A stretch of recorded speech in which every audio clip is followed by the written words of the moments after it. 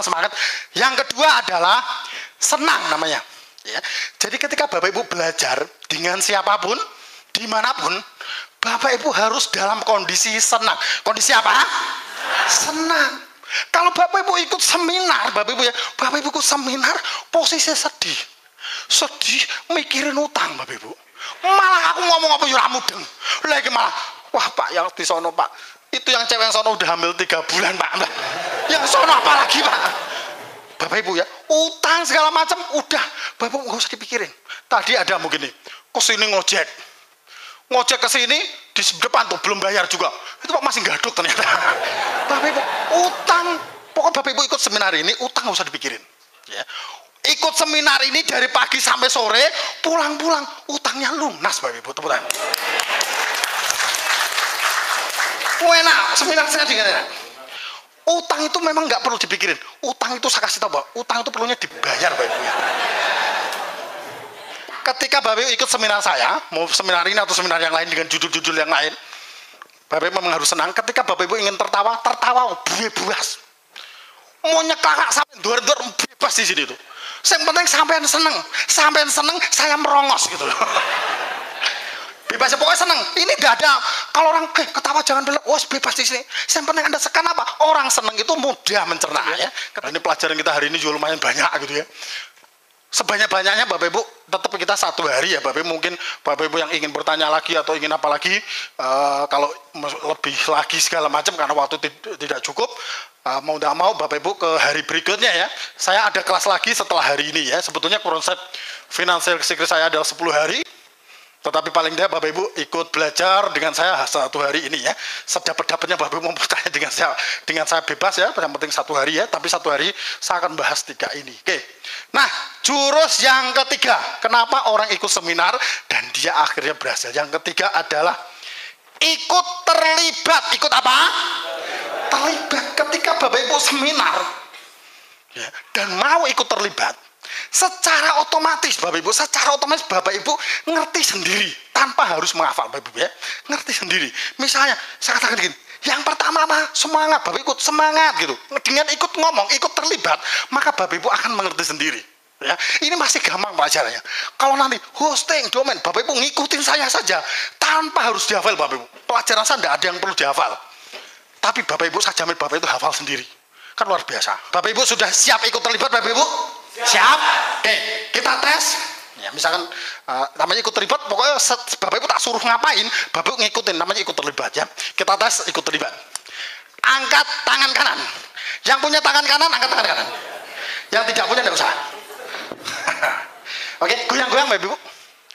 Goyang-goyang, ikutin saya pokoknya. Tepuk bahu sebelah kanan, bilang, Pak Bobo, punya handphone tidak? Kalau punya, silakan handphonenya di silent dulu. Kalau tidak punya, silakan beli dulu, baru di silent. Silakan di silent dulu. Ya. Kalau kita belajar mesti fokus ya. Mau ada yang bertanya kepada saya, Pak, saya ini mau nyailen gimana? Lah wong ini saya nggak ngerti, usaha tuh katok handphone ini bingung saya. Itu di balik belakang itu ada bukaan, itu baterainya dicopot Bapak Ibu. Nah itu mati Bapak Ibu. Terus itu ada yang nanya lagi, Pak, saya ini benar-benar baru Pak. Ini baterainya sebelah mana, buka gimana juga bingung. Saya pernah kayak gitu, buka baterai aja saya bingung loh. Terus akhirnya saya pakai jurus yang terakhir. Ketika Anda mendapatkan seperti itu, buka baterai bingung, itu silakan langsung dibangun, buantek modal Bapak Ibu ya. Tapi kalau ada yang bingung itu begitu, mati juga. Yang penting Bapak Ibu belajar fokus ya. Yes, yang keempat, jurus yang keempat. Kenapa orang ikut seminar dan akhirnya berhasil? Yang keempat adalah belajar. Yang keempat apa? Bapak Ibu tetap harus mau belajar. Ketika Bapak Ibu menggunakan jurus apapun dan Bapak Ibu tidak mau belajar, Bapak Ibu tidak bisa. Tetap belajar itu perlu. Jadi belajar dari seseorang, belajar dari siapapun yang Bapak Ibu percaya dia lebih dulu tahu ilmu-ilmu misalkan ya, atau lebih sukses atau lebih apapun ya, Anda bisa belajar dengan guru dari siapapun ya. Tidak harus di saya, Bapak Ibu dengan siapapun boleh ya. Yang penting Bapak Ibu lebih percaya kepada siapa ya. Nah, terus satu lagi, Silakan Bapak Ibu cari seminar-seminar yang memang ada proses belajarnya dan banyak belajarnya. Karena waktu itu ada juga yang bilang kepada saya, Pak, saya pernah ikut seminar. Seminarnya itu Pak, 3 jam. Selama 2 jam lebih 50 menit Pak. Lebih 55 menit. Oh, itu Pak, kegiatannya Pak. Kegiatannya itu, yes, gimana tuh? Yes, tuh yes doang Pak. Lalu yes cuma semangat doang itu. Bapak Ibu cari seminar yang pelajarannya juga banyak ya. Terus saya tanya, terus gimana itu? Pak, itu jasa sampai 2 jam lebih 55 menit. Terus yang 5 menitnya baru belajar. Lah aku belajar apa? Belajar mesti banyak Bapak Ibu ya. Dan Bapak Ibu bisa meneruskan lagi belajar hari ini, nanti belajar besok. Bapak Ibu ya Bapak Ibu harus belajar dan belajar kepada orang-orang yang Bapak Ibu anggap percaya itu lebih sukses atau memang bisa mengajar kepada Anda ya, seperti itu. Oke, jurus yang kelima, jurus terakhir. Ini jurus penting. Yang kelima adalah take action. Yang kelima apa?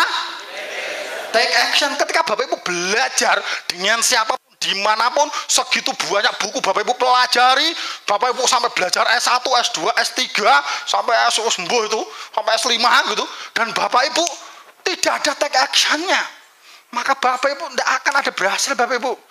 Bapak Ibu buku segitu banyak, Bapak tamu, Bapak pelajari tok, tidak ada yang di action kan, makanya Bapak Ibu tidak akan berhasil ya. Ngerti Bapak Ibu ya? Bapak Ibu sudah siap take action Bapak Ibu? Ya. Nah, oke, sekarang saya mulai di pelajaran yang pertama. Mengenai properti dan bisnis ya. Properti dan bisnis saya membahas mengenai bisnis dulu ya. Sebelumnya tadi sudah diceritakan oleh Pak Gianto tadi, saya bukan orang yang memang dilahirkan kaya, tidak. Ya, seperti ini. Kenapa saya men-sharekan ini? Karena banyak bertanya kepada saya, Pak, untuk sukses itu memang apakah harus sukses dulu dari lahir? Saya katakan tidak ya. Saya 10 bersaudara, 9 saudara saya pun karena orang tua saya tidak mampu ya. Saya bukan orang kaya yang dilahirkan kaya terus terpuruk atau kaya lagi, tidak. Tetapi memang saya dari awal dilahirkan memang terpuruk gitu ya. Dari lahir saya 10 bersaudara, saya adalah anak terakhir ya, saya anak ke-10 dan 9 saudara saya karena orang tua saya tidak mampu, maka untuk mensekolahkan sekolah SD saya tidak mampu ya. Jadi 9 saudara saya tidak ada yang lulus SD. Dan saya anak terakhir, saya berpikir bagaimana saya bisa lulus SD. Akhirnya saya ketemu jurusnya Bapak Ibu ya. Mungkin Bapak Ibu ini jurus ini bisa dipakai Bapak Ibu. Saya ketemu, saya katakan begini, supaya saya bisa sekolah SD, orang tua saya kan nggak mampu. Caranya gimana? Caranya ternyata saya ketemu, saya harus ranking 1. Kalau saya ranking 1, saya sekolahnya tidak bayar gitu ya. Dan akhirnya saya berusaha semaksimal mungkin, saya sekolah SD 6 tahun dan 6 tahun saya tidak bayar Bapak Ibu. Karena selama 6 tahun saya bisa ranking 1. Tepuk tangan. Akhirnya saya bisa lulus dan melanjutkan saya ke SMP Bapak Ibu ya.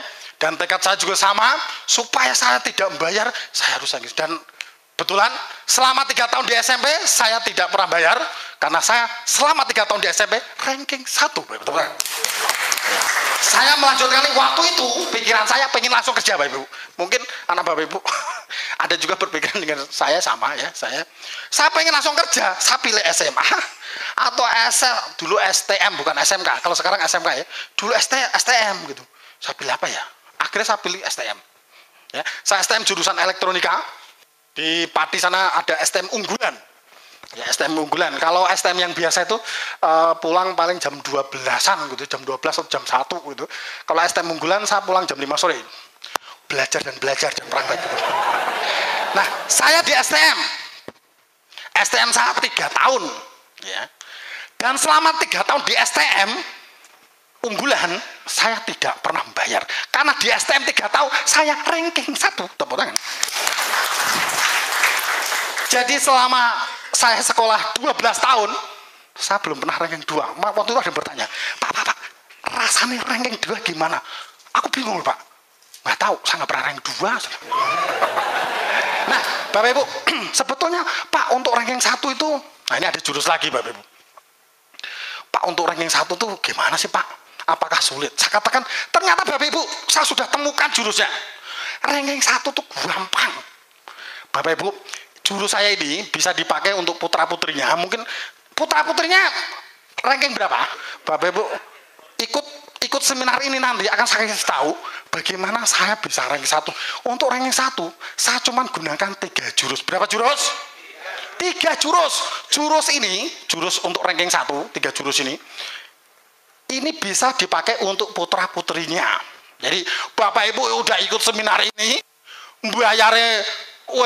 bayarnya ono sing 150 berapa, itu udah murah, dapat jurus supaya anak Bapak Ibu ya, putra putri Bapak Ibu ranking 1. Ini 3 jurus ini kalau saya bikin workshop Bapak Ibu, bikin workshop untuk jurus supaya anak putra putri Bapak Ibu ranking 1, ini saya jual 11 juta loh. Lah ini udah berarti tak kasih tahu nanti itu. Tepuk tangan dulu. Wah, enak. Ya, lo terus mungkin Anda bertanya, Pak, kalau orang yang ikut seminar ini terus anaknya ini ranking 1 semua, ini Bapak Ibu ikut seminar saya ini anaknya ranking 1 loh. Kalau ini ranking 1 semua Pak, lah terus yang ranking 2 sopo? Ada yang tanya dulu. Saya katakan begini, Bapak Ibu ikut belajar dengan saya, putra putrinya ranking 1 nanti. Gunakan jurus saya 3 1 cukup. Gunakan jurus saya jamin Bapak Ibu putra putrinya jadi ranking 1. Terus yang ranking 2 adalah orang-orang yang tidak ikut seminar saya. Tepuk tangan. Wena. Lawang gurunya ranking 1. Ini jarang ada loh Bapak Ibu nemuin pembicara tuh ranking 1 terus. Lah main sekolah sampai STM mau guru. Nah waktu itu akhirnya saya pilih ke Jakarta, terus ikut training. Saya ikut training, itu pun yang bayarin perusahaan ya. Saya training termahal saya di Singapura, itu 3 hari saya 90 juta dan saya mengandung banyak ikut training berikutnya. Nah di situ saya sudah ketemu jalannya bahwa untuk sukses itu kita harus belajar dan take action. Banyak orang yang datang kepada saya, Pak, saya sudah sekian banyak belajar juga Pak, kok tidak berhasil Pak. Saya katakan tadi karena dia tidak tidak action kan apa yang dia pelajari. Misalnya begini, Bapak Ibu, saya yakin Bapak Ibu pernah belajar sin kos tangan. Pernah belajar Bapak Ibu ya? Mudah apa ora? Ya. Ketika Bapak Ibu belajar segitu banyak sin kos tangan segala macam, dan Bapak Ibu kan nggak diperhatikan nggak itu? Enggak mudeng dulu. Jangankan Bapak Ibu yang belajar, gurunya juga nggak mudeng itu buat apaan? Nah itu kesalahan, itu bukan kesalahan Anda, tetapi menurut saya kesalahan di kurikulum gitu. Menurut saya ya, ketika orang belajar sesuatu dia harus tahu fungsinya, gitu, baru dia senang gitu ya, senang untuk mempelajari lebih dalam. Ketika Bapak Ibu, ketika belajar sin kos tangan Bapak Ibu nggak mudeng, ini gunanya gue opo? Banyak yang bertanya kepada saya, guna apa? Nah, saya sendiri bertanya kepada saya sendiri, saya katakan kepada guru, gurunya yo padha ra uplonge. Ora mudeng kabeh. Nah, terus akhirnya saya cari sendiri ini fungsinya apa? Soalnya ketika saya belajar sesuatu dan saya tidak tahu fungsinya, maka saya semangatnya kendor. Nah, saya akan cari, sin kos tangan. Oh, ini ketika nanti membuat pesawat loh. Gambarnya sudah ada loh. Oh, bikin pesawat. Frekuensinya diatur dengan gulungan, dengan rumus sin kos tangan segini, dia akan menyatu gini, jadi frekuensinya sama, jadi bisa nyambung. Oh begitu ya. Nah akhirnya ketika saya di STM saya bikin radio segala macam. Oh fungsinya saya tahu itu dari awal ya. Ketika saya tahu itu saya semangatnya tinggi begitu. Jadi Bapak Ibu ikut belajar di sini pun saya kasih tahu manfaatnya. Ini belajar ini gopo.